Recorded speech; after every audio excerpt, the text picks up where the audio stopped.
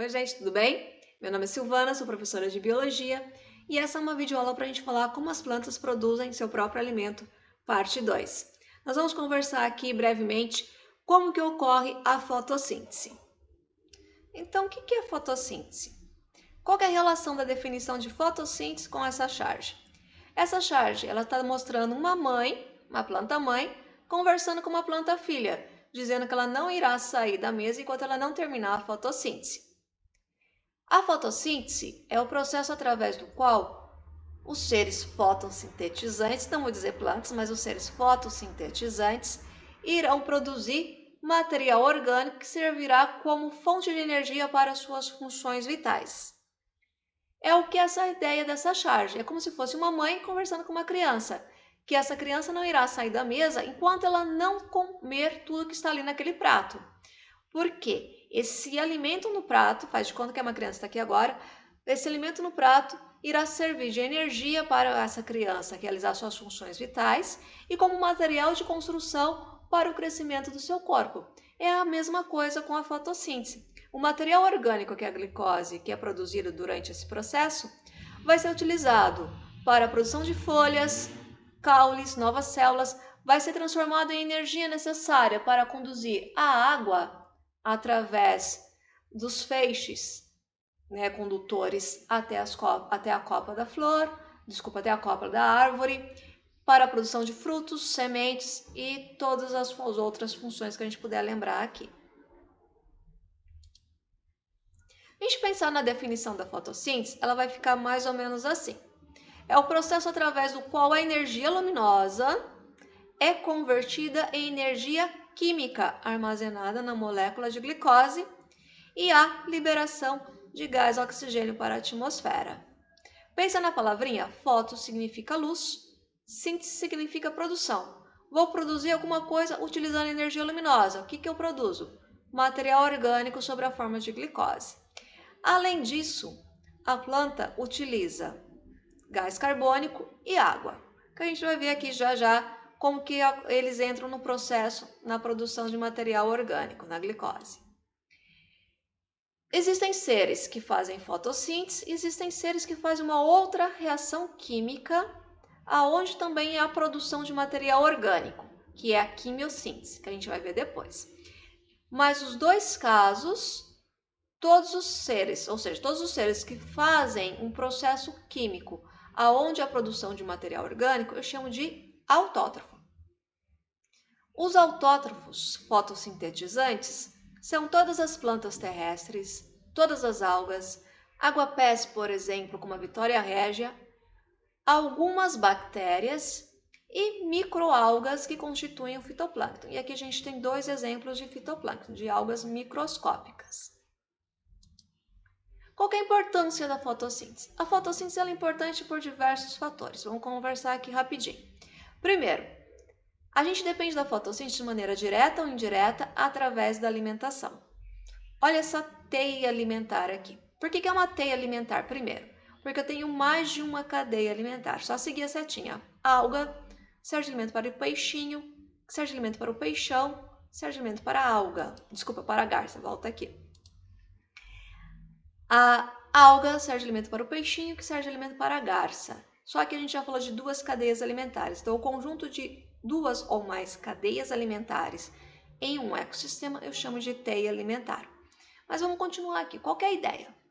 A ideia é que se não tiver essa alga aqui, neste ecossistema, vai ter alimento para a garça? Não vai. Por quê? Todo mundo, de alguma maneira, se alimenta da alga até chegar à garça. Então vamos pensar só nessa sequência aqui, ó. Alga, peixinho e garça. Se não tiver mais alga, tem peixinho? Não tem. Tem garça? Não vai ter alimento. Olha, alga, peixinho, peixão e garça. Se não tiver alga, tem peixinho? Não.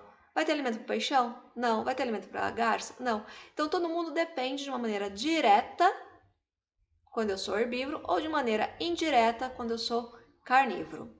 Além disso, os seres fotossintetizantes eles são responsáveis por manter as taxas dos gases carbônico e oxigênio constantes na atmosfera. Eles são responsáveis pela manutenção desses gases.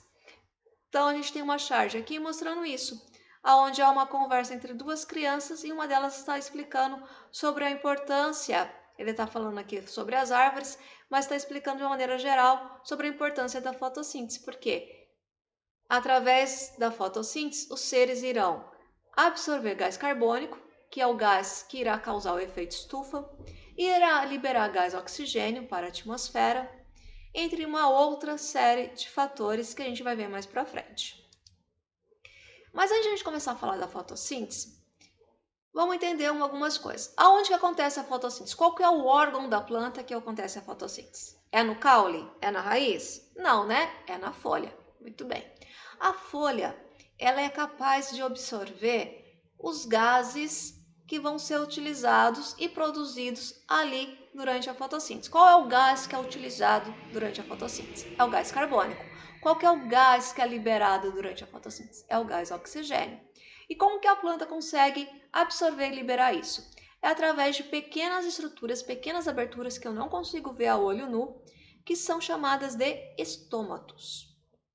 É como se fossem boquinhas, eu vejo boquinhas aqui. É como se fossem boquinhas que a planta abre e fecha conforme a necessidade. Então, a planta está precisando de gás carbônico, ela abre e absorve o gás carbônico. Produziu gás oxigênio, a planta abre o estômago e libera o gás oxigênio para a atmosfera. A mesma coisa acontece com a água. Quando há água em excesso no interior da planta, ela libera essa água, esse vapor d'água, através dos estômatos. E onde que vai acontecer a fotossíntese? Necessariamente. Isso daqui é uma célula vegetal, tá vendo? E a fotossíntese vai acontecer dentro de uma estrutura especial chamada de cloroplasto. Cloroplasto lembra o que para vocês? Clorofila, isso. E o que é clorofila? A clorofila é um pigmento que irá absorver a energia luminosa e vai dar a coloração característica da planta. Do que é feito um cloroplasto? A gente já fala da clorofila já. Do que é feito um cloroplasto? É como se aqui, ó, eu peguei um cloroplasto, abri, tá? Isso eu estou dentro de um microscópio de alta potência para poder fazer essa visualização.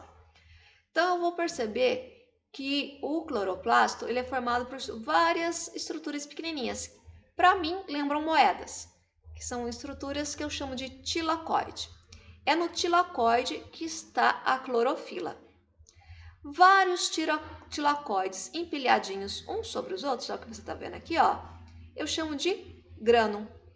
E vários grãos eu chamo de grana. Então, o cloroplasto ele é composto por grana. Olha que bonito falar isso. Ele é composto por vários tilacoides, aonde irá acontecer um determinado processo da fotossíntese que a gente vai ver já já.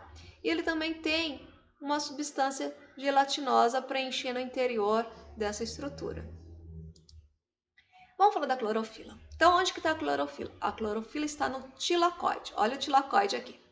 A clorofila irá absorver a energia luminosa, que vai fornecer energia para a produção de material orgânico sob a forma de glicose. O que eu estou mostrando aqui para vocês nesse desenho?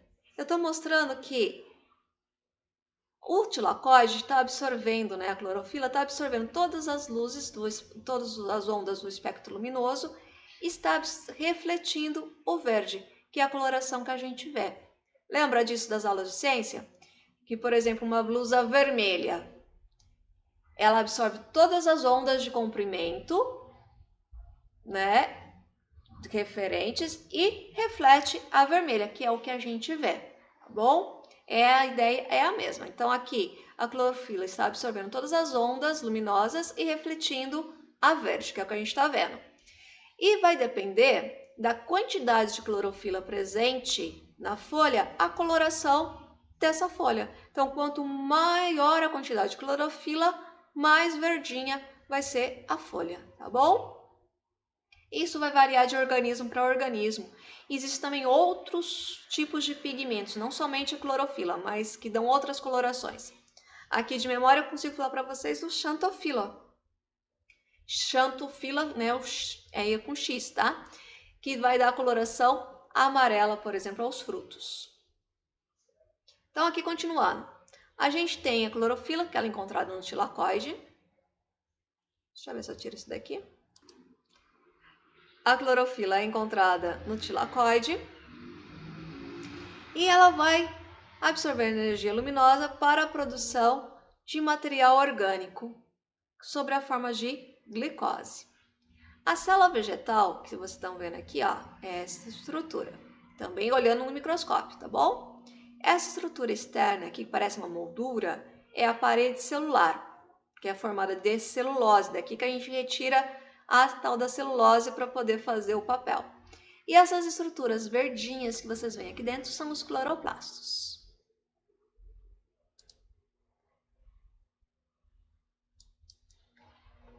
Vamos falar de como que acontece a fotólise. Vamos começar a falar de fotossíntese. Eu tenho uma série de processos químicos para acontecer a fotossíntese. A gente vai falar sobre a fotólise aqui especificamente. Foto, que significa mesmo? É luz. E lise significa quebra. É a quebra da molécula de água pela energia luminosa. Então, olha a água aqui. A molécula de água H2O. A energia luminosa, que é absorvida na clorofila, onde que está acontecendo isso? Ó, no tilacoide. Vai separar os átomos que compõem a molécula de água. Vai separar em átomos de hidrogênio, que irão compor a molécula de glicose, e irá formar átomos de oxigênio, que dentro da fotossíntese não tem uma função específica, então ele é liberado para a atmosfera. Então aqui só para a gente entender. Então a gente tem a água, que através da fotólise irá ceder átomos de hidrogênio para a formação da glicose, olha aqui. O oxigênio é liberado para a atmosfera. E como que é então formada a glicose? Da onde que vem os átomos de carbono e de oxigênio que formam a glicose? Vem do gás carbônico. O gás carbônico está aqui, ó. Ele vai ceder átomos de carbono e átomos de oxigênio para formar a molécula de glicose. A formação da molécula de glicose é um outro processo que vai depender da fotólise, mas não vai acontecer no tilacoide, vai acontecer na membrana do cloroplasto. Então, atenção aqui, ó.